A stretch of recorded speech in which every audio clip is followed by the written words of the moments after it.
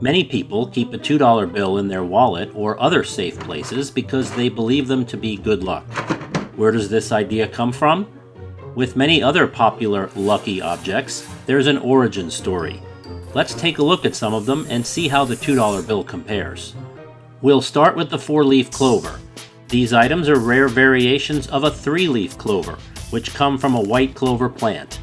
The abnormality led many to believe that the object held mystical powers, which allowed one to see fairies and avoid their mischief.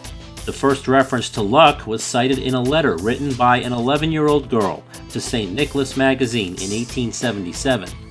She wrote, "Did the fairies ever whisper in your ear that a 4-leaf clover brought good luck to the finder?" The perception stuck. Just make sure what you have is a true 4-leaf clover. There are other plants that resemble them, but only a true 4-leaf clover is considered lucky. It's not hard to confuse the next item, horseshoes. These have been a symbol of good fortune since the 900s AD, when St. Dunstan, a historical figure in blacksmith, was commanded by the devil to shoe his horse. Instead, Duncan nailed a horseshoe to the devil's foot and refused to remove it until he received a guarantee that the devil would stay away from any house with a horseshoe on the door. Another legend says that mischievous fairies could not stand the touch of iron, so they shied away from houses adorned with ironclad horseshoes. That's why you mostly see them used this way and not carried around like our next object, a rabbit's foot. These are popular symbols of luck grown from the legend that the left hind foot of a rabbit, captured in a cemetery at night, can ward off evil magic. Most rabbits' feet toted around by superstitious types are fakes, but supposedly are imbued with good fortune anyway. Our 3 items so far all have roots in magic, fairies, or mystical powers. Keep watching to see if the $2 bill has a similar origin story. Or maybe there's something inherent in its nature, like there is with lucky number 7. Many people associate good fortune with 7s because of their familiarity with gambling, but the number has actually been connected with perfection in many cultures throughout history. For example, the ancient Greeks called 7 the perfect number because it's the sum of 3 sides of a triangle and 4 sides of a square, which are both perfect forms. The number also makes its presence known in other areas of our lives.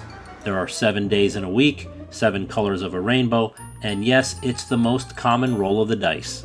And wouldn't you know it, the next lucky items are dice themselves. The origin comes from World War II fighter pilots, who would bring these items on their missions for good luck. A company called Decofelt picked up on the practice and in 1959 marketed fuzzy dice to hang on your rearview mirror, and a fad was born. Other lucky items we can point to are ladybugs, coins found face up, some forms of bamboo, white elephants, wishbones, dream catchers, and even a chimney sweep, if touched on weddings and the new year. There's also the number 8. This is more popular in Chinese culture because its symmetrical shape is said to provide balance, a vital ingredient to harmony and a lucky life. So powerful is the number that the United States Mint makes lucky collector's items with a Chinese theme. Here's a $2 Lucky Panda note, made so because the serial number starts with at least 3 8s. But what about a regular $2 bill without a fancy serial number? Is it lucky on its own? With no researchable evidence like any of the items discussed so far, I called on superstition expert Joe Nickel to explain how the 2 got its lucky label. The problem with almost all superstitions is it's very hard to say exactly when and where a superstition came about. And we have just such a situation with the $2 bill. We can talk about where people allege that these came from. I think there's more of a tendency to think that something might be lucky if it's a novelty because there's a long tradition of someone carrying a family heirloom. It's natural to sort of imbue that with good luck if it's regarded favorably. Because we don't see $2 bills very often, we place them in higher esteem, especially when given to us for a special occasion. So there's no mystical origin or ancient Greek formula that makes the 2 lucky. It's just something we assign to the bill ourselves.